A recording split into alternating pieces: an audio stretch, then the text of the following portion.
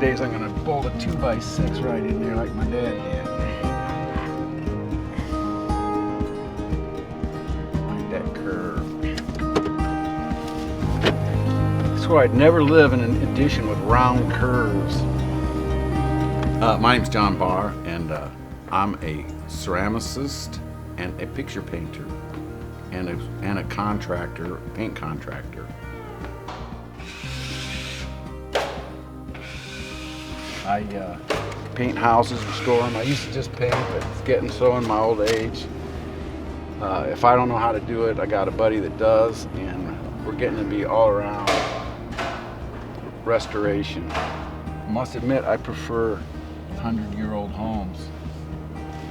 I like lath and plaster and old plaster.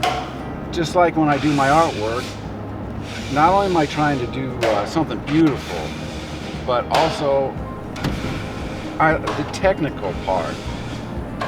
So sometimes I've been accused of, especially early in my career, of being more involved with process than with the actual results or the beauty of it. You know, when I go into the museum and look, not only do I look at the beauty of the object, but I'm going, how did that man make that line? That line went on and on. He must have had that paint lubed up to perfection, just the right amount of linseed oil to turpentine. I'm involved in the process, the challenge, the technical challenge of making things defy gravity, wet as a noodle. That fascinates me.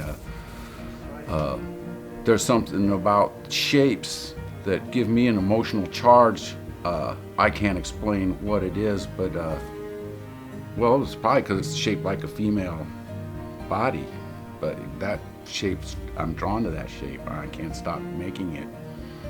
If I gave up the idea of being a doctor like my dad and took an art class and fell in love with painting and clay, and so I went from being a student that didn't show up for school to one that beat on the door to get in.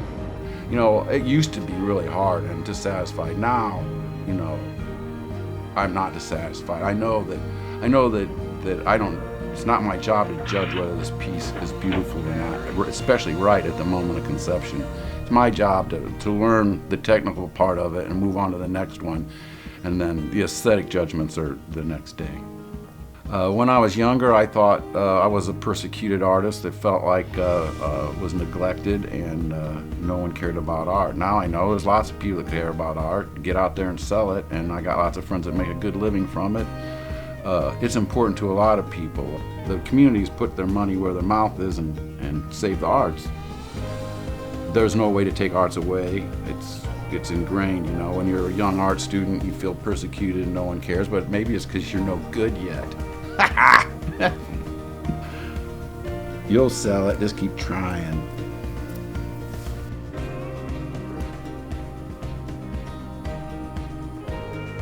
Every day when I go to work to renovate a home, I'm trying to get that done as fast as I can, because someplace in my mind, if I get this job done, I'm going to be able to get back to the studio.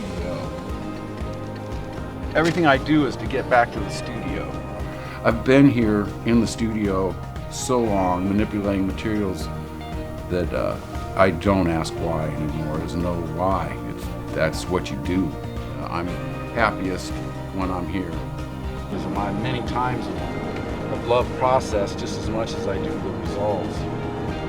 And therefore, as I said earlier, the parting with the art objects is something that's hard for me, because each piece has a piece of the puzzle. It has something I learned about the materials in it.